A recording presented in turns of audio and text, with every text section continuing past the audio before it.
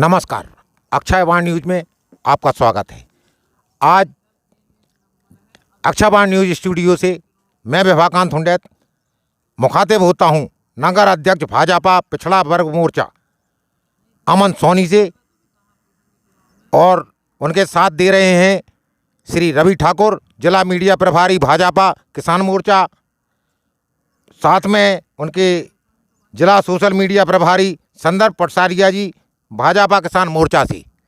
जानते हैं भारतीय जनता पार्टी की नीतियां कहां तक न्याय संगत हैं और जनता जनार्दन उनकी इन नीतियों से कहां तक सहमत है। इसके बारे में आज अमन सोनी जी, रवि ठाकुर जी और संदर्भ पटसारिया जी से।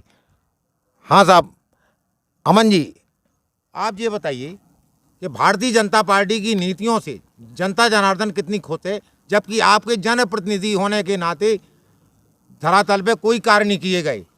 जिस तरीके से अपराध के बारे में कहा जाता है कि भाजपा सरकार में कोई अपराध नहीं है, अभी 3 दिन पहले की ही घटना है हमारे यहाँ के ब्लॉक जखौरा में एक व्यापारी के साथ इतनी जघन्य घटना घटी है कि उसकी हत्या कर दी गई, मुंह पे पट्टी बांध के, और उसको लूट लिया गया। आज तक वो मुलजिम फरार हैं और भारतीय जनता पार्टी की सरकार में मुलजिम आज तक पकड़े नहीं गए। इस पे आप क्या कहेंगे? दूसरे, ललितपुर की जो राजनीति जिस तरीके से आपके भाजपा प्रत्याशियों ने ललितपुर में, जैसे 2 विधानसभा क्षेत्र हैं, महरौनी विधानसभा क्षेत्र और ललितपुर विधानसभा क्षेत्र, दोनों ही प्रत्याशी जो पूर्व में विधायक रहे, इनके क्या कार्य रहे हैं, और आपके जो पूर्व मंत्री रहे, इन्होंने जिस तरीके से मीडिया के लोगों के साथ अब व्यवहार किया और भूमाफिया के तौर पर ये जाने जाते हैं, इस पर आप क्या कहेंगे? सबसे पहले तो आपके चैनल के लिए धन्यवाद। जो अभी हुई है घटना 2 दिन पहले, उसके लिए प्रशासन पूरी तरह लगा हुआ है, दबिश चल रही है और बहुत जल्द अपराधी पकड़ा जाएगा, आप लोगों के सामने पेश होगा। जिस तरीके से जुमला कहा जाता है कि भारतीय जनता पार्टी में अपराध नहीं होता है, अभी वर्तमान में ही ऐसी घटनाएं सामने आ रही हैं। इसके पूर्व में भी समाजवादी पार्टी के पूर्व जिला अध्यक्ष, जिनको रेप कांड में आज जेल हुई है और वो जेल में हैं, उनके ऊपर मामला चल रहा है, तो क्या इस पे क्या कहना चाहेंगे आप? देखिए, ऐसा है कि जो भी अपराध करेगा वो जेल के अंदर होगा। माननीय मुख्यमंत्री जी का ये कहना है कि या तो जेल में होगा या सीधा ऊपर होगा। लेकिन आपके यहाँ के जो प्रतिनिधि विधायक रहे हैं महरौनी विधानसभा के, उनके ऊपर तो ये आरोप है कि वो भूमाफिया रहे हैं। उनके बारे में कई बार घंटाघर पर कई गरीब लोग मजलूम अनशन के लिए बैठे रहे। उसके बाद योगी सरकार का बुलडोजर आखिरकार अपने प्रतिनिधि पर क्यों नहीं चला? क्या योगी सरकार विरोधाभास की राजनीति करती है या जनता जनार्दन से धोखा करती है? इसके बारे में बताइए। देखिए, वो तो सब राजनीतिक षड्यंत्र है और राजनीति जो करता है तो उसके खिलाफ बहुत से लोग षड्यंत्र करते हैं। और हमारे मंत्री जी तो इतने सरल हैं, कल माननीय योगी जी ने भी बोला है कि मेडिकल कॉलेज लेके आए हैं। आपके मंत्री जी कहाँ से मेडिकल कॉलेज लेके आए? ये शासन के ऊपर से नीतियाँ रही हैं, हर जगह मेडिकल कॉलेज बनाए जा रहे हैं योगी सरकार में, मोदी सरकार में। लेकिन आपके यहाँ जैसे कहा जाता है एयरपोर्ट था नहीं क्या ललितपुर में, लेकिन आपके जो सांसद जी हैं, उन्होंने जड़ी बूटी औषधि के नाम पे जिस तरीके से बंदर बांट की है, इसके बारे में आप बताइए ना। क्या उनकी खुद की वैद्यनाथ कंपनी है, जबकि उन्होंने एक तीर से 2 शिकार किए। ललितपुर की जनता को भ्रमित किया है कि हमने आपके यहाँ एयरपोर्ट दिया। एयरपोर्ट तो पहले से था इधर, और जड़ी बूटियों का काम से उनकी वैद्यनाथ कंपनी आगे बढ़ेगी। और ललितपुर की पब्लिक को जुमला दे दिया गया कि भाई आपको हम एयरपोर्ट दे रहे हैं, तो एयरपोर्ट से क्या आवाजाही बढ़ेगी या इनका ही काम चलता रहेगा? इसके बारे में बताएं। जो आपने बोला कि मंत्री जी ने क्या काम किया, तो सरकार के जो हमारे मुख्यमंत्री जी हैं, तो वो भी तो हमारी सरकार है ना। जो नीतियां हैं वो ऊपर से ही आएंगी। मतलब आपकी सरकार के जो मंत्री कुछ भी कार्य करें तो वो क्षम्य हैं योगी सरकार की तरफ से, उनको इनाम के तौर पे द्वारा प्रत्याशी बना के उतार दिया जाता है। जिस तरीके से आपके पूर्व विधायक रहे वो वर्तमान में प्रत्याशी मनोहर लाल जी पंत, इनके बारे में तो अगर जनता जनार्दन से बात होती तो वो कहते वो ने तो लगा लिया सुट्टा और बात खत्म। इस पे क्या कहेंगे? देखिए, ऐसा है कि हमारे मंत्री जी इतने सरल हैं कि हाँ, कि जिनको ये भी नहीं मालूम है कि मुख्यमंत्री योगी है या प्रधानमंत्री मोदी है। ना तो हमारे मंत्री जी ने अभी तक कोई हफ्ता वसूली की है। जो सपा सरकार में होता है, आप देख रहे हैं ना कि ये पीछे खाली प्लॉट हैं। अभी समाजवादी पार्टी की सरकार होती कुछ तो ये खाली प्लॉट नहीं होते, यहाँ सपा का झंडा लगा होता और ये कब्जाए होते। अरे अध्यक्ष महोदय, कई ऐसे गरीब परिवार मजलूम हैं जो घंटा घर पर अनशन करने के लिए बैठे, उनके लड़के द्वारा दमंगी की गई। पाली क्षेत्र में कई घटनाएं ऐसी घटी हैं, उस पे बताइए ना आप। वो तो सब साजिश है ना, वो सब साजिश है, राजनीतिक साजिश है। और जो साजिश आपके मंत्री जी ने रच के और रमेश खटीक को जेल भिजवा दिया, ये साजिश नहीं है? इस पे बताइए, क्या कितने भूमाफिया हैं ललितपुर में? एक ही भूमाफिया रमेश खटीक क्यों देखा?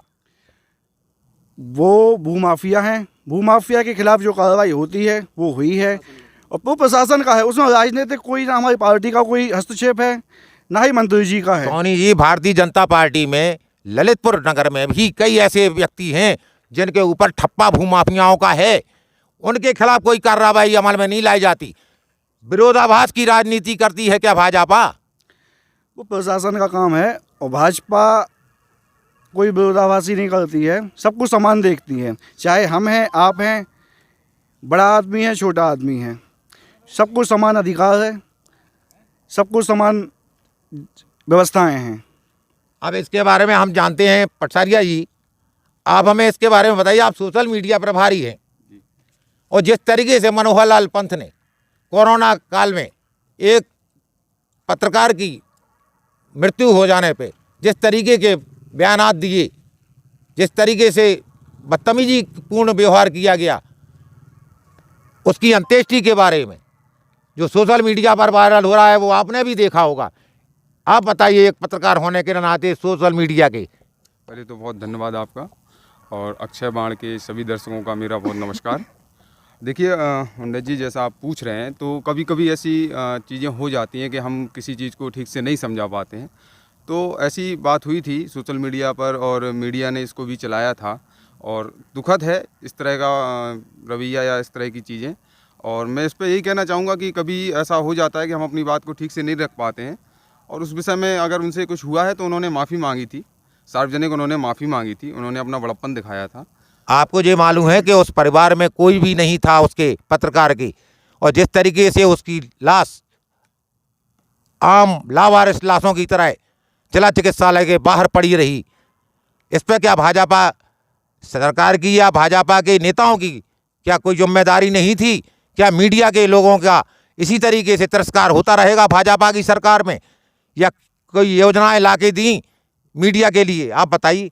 नहीं, मैं आपकी बात से ये कहना चाहूँगा आपकी इस बात पे कि आप जिस विषय में आप बात कर रहे हैं, सबसे पहले तो हमें ये देखना होगा कि कोरोना जैसी महामारी पूरा विश्व इसकी चपेट में रहा, और ऐसी बीमारी रही कि हमारे घर का परिवार का कोई सदस्य बीमार है तो हम उससे मिल नहीं पा रहे हैं। और ऐसी महामारी के समय में इस तरह से पैनिक होना और समस्याएं होना, मुझे इस विषय का संज्ञान है कि ऐसी घटना हुई थी और दुखद घटना है। और हमारी सरकार की संवेदनाएं पत्रकारों से लेके सारे आम जनमानस के साथ, सभी लोगों के साथ हैं, इसमें कोई दोहराई नहीं है। हमारी सरकार ने किसी के साथ भेदभाव नहीं किया है। तो क्या मंत्री जी की ये संवेदना ही थी जिस तरीके से इन्होंने व्यवहार किया?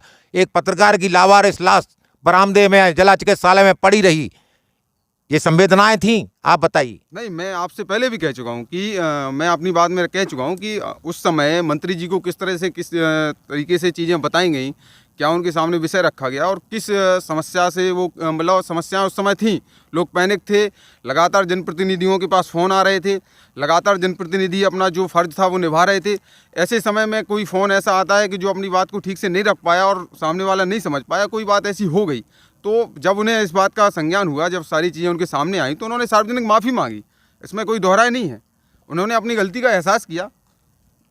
अब मैं आपको बताता हूँ रवि ठाकुर जी से, जिला मीडिया प्रभारी हैं आप ये बताइए कि क्या योगी सरकार स्वामी प्रसाद मौर्य के जाने से इतनी परेशान हो गई कि उन्होंने आपके यहाँ के दोनों प्रत्याशियों को यथास्थिति रख दिया? इस पर आपकी क्या प्रतिक्रिया है? सबसे पहले तो अक्षय बाण के सभी दर्शकों को नमस्कार। और जो आप सवाल पूछ रहे हैं, तो इसमें स्वामी प्रसाद मौर्य से ना तो हमें कभी फ़र्क पड़ा था जाने से, और ना आने से।